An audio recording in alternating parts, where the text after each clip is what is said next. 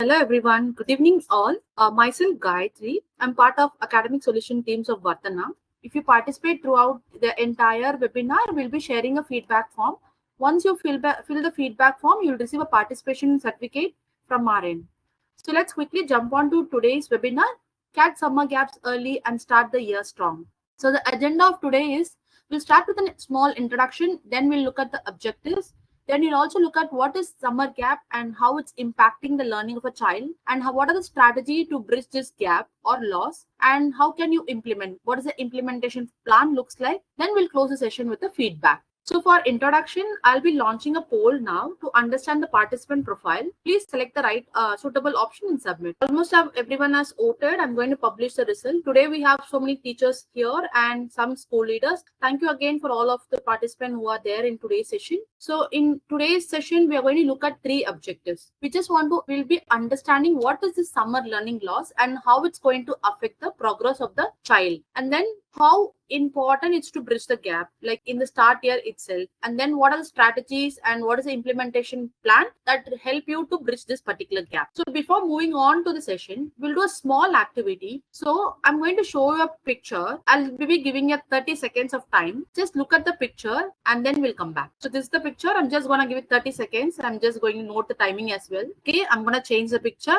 Now your thing is that you have looked at the picture. Now you have to list out 12 items from the previous image. You can put it in the Q&A box. What are the 12 things which you saw? So if you're typing it, wait for it. If you want to talk about it, that's also fine. You can raise your hand. I'll unmute from my end. What are the 12 things? Whatever you remember, you can put down in the chat box. Q&A box. Okay, Disha ma'am has put down 1, 2, 3. More than that. Like great. Thank you, Disha ma'am. Okay, somebody else. Tanvi answered too many things. Great. Moving board, book cake, bones. So just give me some time. Let others answer. Then I'll come back to you. If anybody else also want to put down their inputs, please in the Q&A box. Okay, so I'm gonna consider that like everyone has put down your thoughts. Now the thing is that, so I give you 30 seconds of time. So you have looked at the image and you are able to put most of it, right? It was quite difficult, I can understand, because just 30 seconds, all of a sudden you have to memorize and then you have to put down. I'm gonna give you one more chance to re-look at the picture. Again, 30 seconds, just look at the picture. Try to remember as much as you can. Time's up. So now, if you want to give another chance, like put down, like whoever has not able to remember 12 last time, now can you try to remember 12 objects and put down the answer? I could see many people have answered here. Meha ma'am has answered, Himlata ma'am, great, and Madhavi ma'am has also answered 3, 6, 9. Okay, if anybody is typing, please do it, not a problem. So when I gave the activity for the first time, there were like quite a number of people when you were able to tell it, right? At least 12. I think Disha ma'am was the only person who was able to tell all 12 objects. The rest of people are able to tell maximum number. That's great job. But when I given the same thing again for you to memorize and remember, now I could see there are so many people answered, and I hope there are so many people are still typing. So this somewhere gives you an insight. I want you to keep that insight aside. So how giving a second time the same thing helps you audience right now to remember certain things very better, right? So this is what we are going to touch up in this particular session. So let's move on to the session. Remaining items. So Disha ma'am put down remaining items as well. Nirupama ma'am, thank you. Meha ma'am, thank you for putting your answer. Jami ma'am, thank you. Yes. Now coming back to you again. Think this is in your classroom, right? So now school must have reopened. Almost all the school have reopened post the summer break. So now as a teacher, since most of you are teachers in today's webinar, what is this one, like what are the challenges do you commonly face in space when students return after a summer break? Like there are like so many challenges you must be facing, right? I'm going to start a poll. Reflect from your classroom, right? Once children are back from the 2 months or more than 40 days of break, what are the certain issues you constantly face? Launch a poll.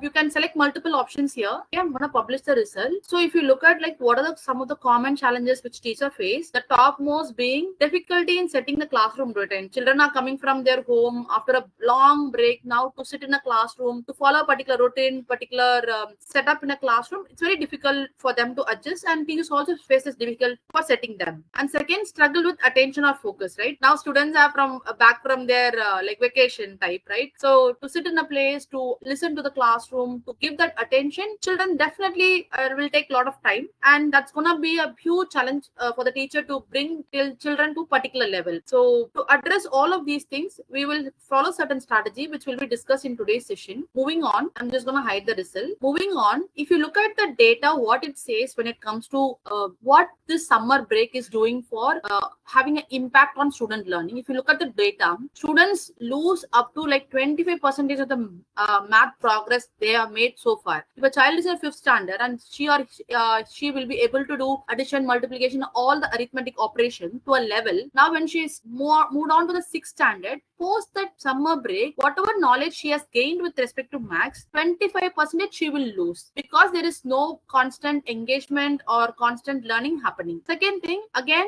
with respect to, importantly, with respect to math and reading, they fall behind 2 months, right? And third thing, teacher has to spend, because they have lost so much of these things, teacher has to spend at least 4 to 6 weeks reteaching the same content, last year content for them, so that at least they are in the level they are expected to be in that particular class. So this gives a clear idea, like initial, like start of the year, what all difficulty, what all challenges a teacher has to go through because of the impact the summer break has given on the child's learning. To make it more bit understanding, we'll understand what is this summer gap. Basically it is, right? It basically refers to loss in knowledge or skills because of the long break. There is no constant learning, the environment is different, the child has been engaged in different activities, so there is a loss of knowledge and skills. And again, this causes a setbacks in the new academic year because the child is unable to do division. Now he or she not be able to move to the next concept. So that's why the children find it difficult to sit in the classroom because they have lost certain knowledge and skills. Again, when it comes to reading, writing, and spelling, there's a huge lot. 17 to 34% of loss are happening. So because again, children won't be learning or reading or writing during their vacation time. Why this happens? Basically, again, whatever I said, like there is no practice. They don't have proper resource at your home, right? Parents these days are quite busy. They're not be able to engage the child holidays in a different way. The routine is disturbed. There is no or lack of support, and there is no academic motivation because the environment is quite different. In a classroom setup, they are very motivated, they want to learn a lot, but in a break time they'll not be able to do much. That's what the summer learning gap is. Now let's look at how does it impact students. Like these are all your students, so how it's going to impact them, in what way? One, the performance is declining, they are not able to learn to the level they are usually learn, and there is a loss of knowledge. Second, there is an increase in achievement gap. What is this achievement gap? Say some of your students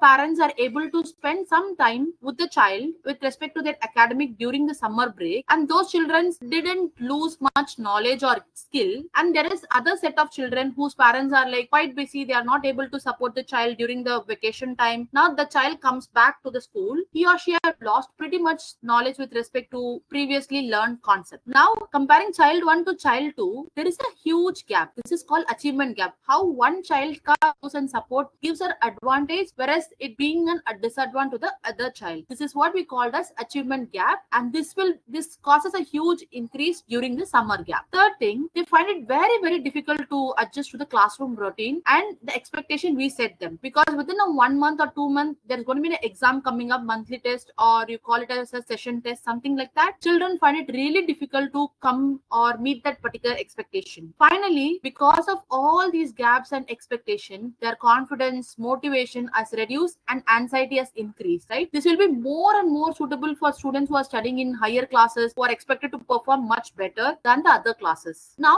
coming back to your own classroom setup, you must have faced these challenges quite some time. Like, what are the strategies you have used in the past to address these challenges? Like, there's been multiple times that students must have lost their knowledge and skill. What activities or what strategies you have used to make sure that the children are able to come back to the level they're expected to? Any answers from the group audience? What strategy you have used so far, or what worked very well for you, or what you want to try? Anything? Anyone could answer that? Like, did you try any strategy that worked really well for you to address a summer break or summer learning gap? Okay, that's not a problem. We'll be discussing quite some strategy in today's session. Moving on. So what are the strategy you can follow in your classroom to address this particular learning gap? Today we are going to discuss only 2 strategy. We want you to understand these 2 strategy very clearly so that you can go back and implement in your classroom. The very first one is revision. You teach teach, you revise. This is the motto. You teach and you do revision. Second strategy is remediation. You understand what is the gap and you intervene to address that particular gap. So this is the basic difference. In revision, you teach and you revise the concept. In remediation, you understand what is the gap or what is the lack there, and then you intervene. Let's go through one by one in detail. First one is revision. This what revision means is that we will be keep on teaching this previously learned concept again and again so that the child understand the concept better and they perform better in assessment as well. This is what revision is. So how do you do that?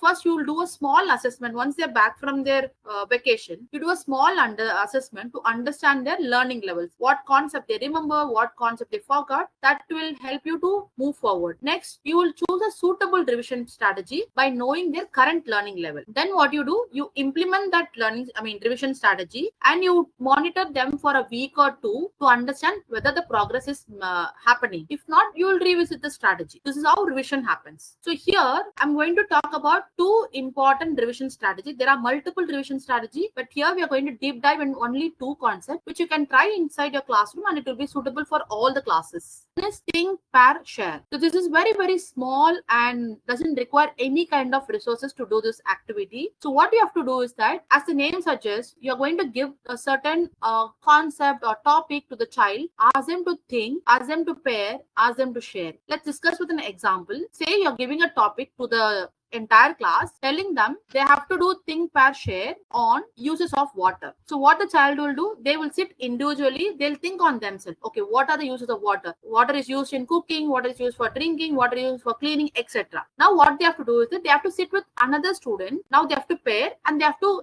tell their answer to each other to improve or redefine their answers. Or if there is any difference, they have to discuss. Then share. Now each pair comes in front of the classroom and share, this is what our answer is, and they can learn from different groups. There will be lot of uses of water by hearing others' experience and opinion as well. So this is what think, pair, share. This is suitable for any subject. Here you are allowing the child to think on the past concept and pairing with the child, another child, to encourage peer learning. Again, you are encouraging sharing the learning. This is first strategy. The second strategy is Frey's model. This is one easy model to address the misconception as well. Right? So this is a graphic organizer. You can even, there is no it's not compulsory you have to use a graphic organizer. Here you have to encourage the child to whatever topic is given, to define it, to tell the characteristic, to give example, to give non-example. Let's go through an example here. If I'm a teacher for a class 5th, I'm going to tell them on evaporation,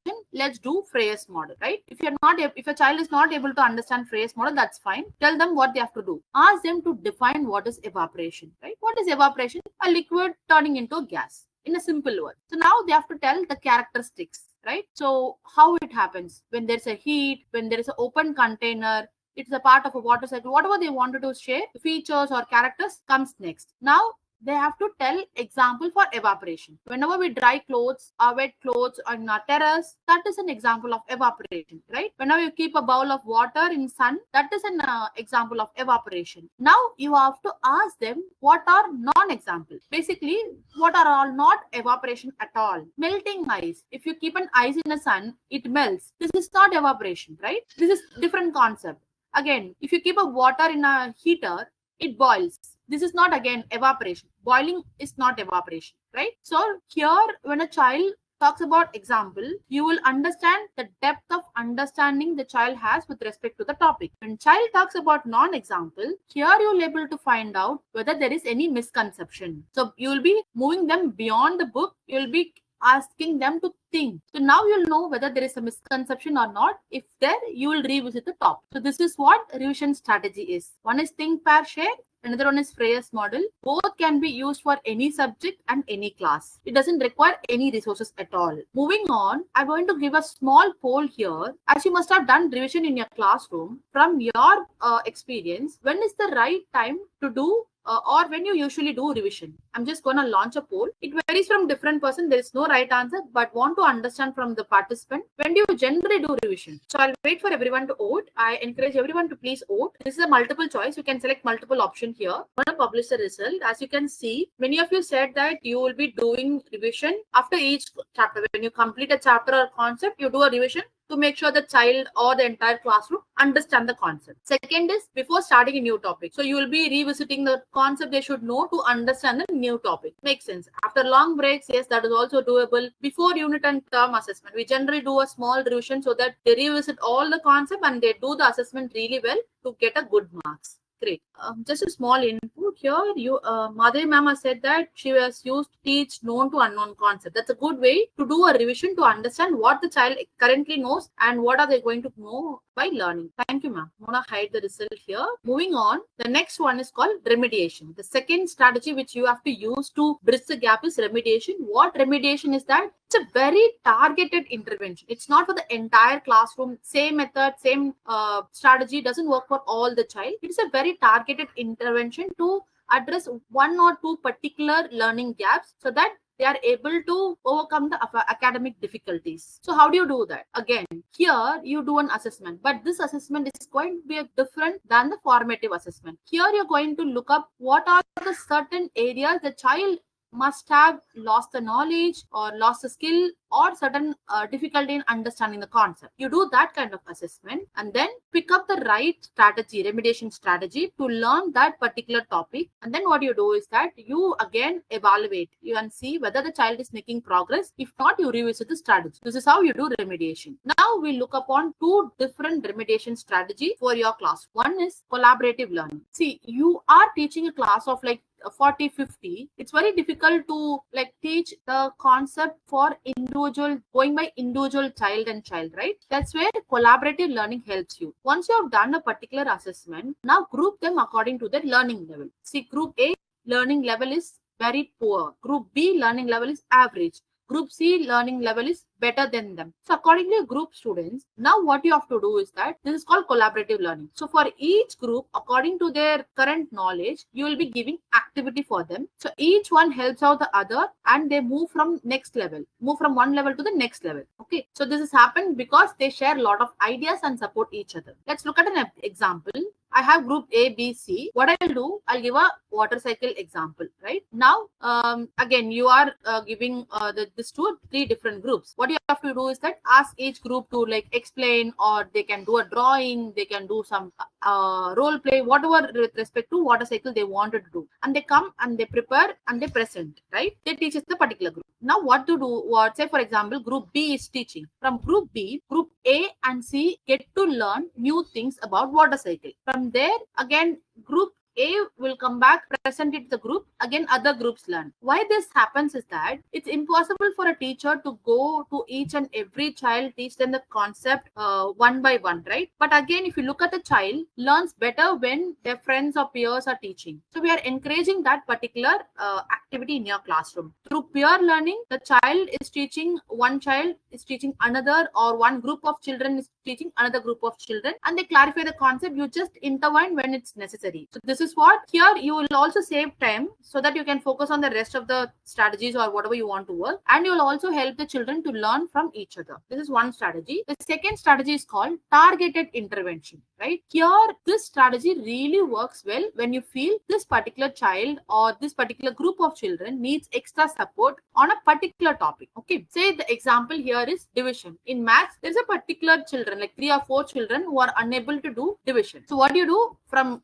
your assessment, you get to know they are finding difficulty in long division. So what do? You sit with them, you explain them step by step with visuals or with some keywords or doing mind maps, whatever games works, and then you help them to rework on that particular concept again and again till they grasp the concept or progress from one level to another level. Here, you're not teaching the entire classroom. You're not teaching the entire group. You're teaching only a set of students who are lacking certain specific skills and you feel that they need extra support. So collaborative learning is different. Targeted intervention is different. Collaborative learning to the entire classroom, you feel there is a mix of students' learning ability. You group them. You encourage them to learn. From peer learning, they learn. A targeted intervention is you select 4 or 5 students who you feel they need extra support on a concept. You teach them, reteach them again and again by different ways, and you help them to address that particular gap. So these are the two strategies. Now, coming back to the poll, I just want to understand from your perspective, if you have done remediation in the past, so what is the right time to implement remediation according to you? By understanding what is remediation, remediation is like diagnosing if there is any gap and then doing intervention. So according to you, what is the right time to do remediation? So this is single choice option. You can select only one option. When do you do remediation? I'll wait for everyone to participate. The published result, if you see, most of you got it correctly. You do remediation once you identify the gaps. There is no gap, there is no need to do remediation, but it suits really when you identify the gap. Why it doesn't suits the other option? It's like before doing final exam remediation, you will not be doing before final exam, you will be doing revision. Remediation is addressing the gap. After completing the full syllabus, then you do remediation. It's like waste of your time and their time as well. Why periodic check-in doesn't work here is that you can't do remediation in the periodic check-in. You can just do their understanding. Check for understanding you can do, which is different from remediation. How much they have learned, what they have learned, that is understanding. But if you really want to know there is a gap and you have identified the gap, then you do remediation. Before introducing complex topics to them, you will not do remediation, because before moving on a complex topic, you have to understand what is their learning level. If there is any gap, you will not be doing like the complex topics, you will be doing remediation. So remediation suits really well once you identify the gap. When this gap majorly happens after a long break, this gap happens like after summer vacation or any vacations you have. Moving back, so now we have discussed about what is this summer break gap is, how it impacts a child's learning, and then we also looked up two different strategies. One is revision, one is remediation. Under revision, we looked up on two different strategies again: think, pair, share, and Freyer's model. Under remediation, two other strategy that is called collaborative learning and targeted intervention. Now that you know all these tools and strategy, how you can take to your classroom, that's what we are going to discuss in the implementation plan. So what you have to do as a teacher, you have to have a weekly plan for your class. Now that you know your class much better, week one, what you have to do is that you have to plan a bridge program. Okay, what this basically means, here we are giving importance to maths and English because generally there's a lot of gap in maths and English, but you can add other subject as well. So before going and intervening, you have to have a plan. So what is the assessment I'm going to keep? How is my assessment gonna look like? What questions I'll be asking, right? This suits for the school leader as well as teacher as well. And then once I've done assessment, what is my next plan? What is my revision plan? What is my remediation plan? If I have to prepare my teacher for any kind of session, what are training I have to give my teacher? This is your week one. You will plan your bridge program. Week two, what you do is that you will identify the learning gap. What you do, you go give them the assessment. Once they're back from the home or vacation, you give them assessment. I would suggest give different types of assessment to understand their learning levels, because one test will not reveal everything. Have a mix of quizzes, oral tests, observation in the classroom, record the score and identify the weak areas. Say a child is weak in division or multiplication, or he or she is weak in this particular concept. Identify the weak areas, highlight that. Now for second week and third week, what you will do revise and reinforce. You will do proper revision because they are coming after a long break. They need revision, right? So you do think, pair, share, you do phrase model, mind gap, whatever you know, whatever strategy you like to do, you do it, right? That's what you do for the week 2 and week 3. Revision, reinforcing. Third, once you do all these things, you simultaneously observe them as well. For week 3 and 4, what you do is that now that you done revision, now that you know the learning level, some students have grasped the knowledge, some students are still lacking. Group them according to the learning level and have these two strategy which we discussed under remediation. Use targeted intervention or collaborative learning. Again, you have to track them progressive. Again, you have to track the progress weekly. You have to give a lot of practice because in remediation, practice only works better. Again, in 4 and 5, what you do one more assessment for them to understand from week 2 to week 5th, what is the improvement happened, right? Now, once you know what is the improvement happened or if there is any lack, you will encourage parents to support. Give certain works for the parents at the home to do. Whatever they can do, that's enough for them, right? And accommodate certain extra support if any child requires in your classroom routine. You have done the revision remediation for all of them, but still there might be 1 or 2 children who needs extra support. Try to accommodate in your classroom routine, right? Now, by week 5, what you have to do is that you have to, after doing all these things, do one more post assessment, right? Identify that extra 1 or 2 students who continuously need support. These are the people who need remediation for quite some time, right? Because their knowledge and skill gap is huge. Not just by week 2 or week 3 that remediation gonna work for them. Here, these people need quite a long support. You will sit along with other teachers and prepare a long-term remediation plan for these specific students. So this is how you have to do once your school reopens and once your students are back. If you follow these steps, you are giving enough time for the teacher also to help the students come back, set in the routine, start learning the new things, right? So do not ever even hesitate to allocate. You might be wondering, this is 1 month of time, I have to finish my syllabus. If you are not covering or if you are not giving this first 4 weeks, the next month's gonna be tough for your teachers as well as for your students. So do not hesitate to give 1 month completely for doing revision and remediation. That's gonna help your students as well as your teacher, overall your school's learning outcome as well. So let's do a quick summary. One, this summer break or causes a learning loss that's gonna set the students' performance, particularly in reading and math. Second thing, we saw that we have to address these gaps so that the transition from one class to next class are happening very smoothly. Third thing is that by doing assessment, revision, remediation, and choosing the correct strategy under each of these methods will help you to reduce the learning gap. This is what we have looked upon in today's session. So if you have any input or any opinion or any question, you can right away ask. Meanwhile, we'll also look upon Varthana partners. One, we are partnered with Lead School, which help you to integrate the innovative tech-based learning solution. It has that world-class curriculum, comes with a lot of materials and evaluating outcomes. Second one is Kyan. Kyan is a multimedia computer with a data projector. It has like a creative learning space, vibrant and interactive classroom. So if you like to know about any of our products, program, or even if this webinar or any of our loans also, you can reach out to our contact number hello@varthana.com. So now we are almost at the end of the session. Thank you so much all of you for joining today's session. We'll all see you in the next session, which will keep you posted. You can look at our Varthana website also for the upcoming sessions. We have interesting program coming up for both teachers and school leaders. Stay tuned. Thank you all. Have a nice weekend. Thank you.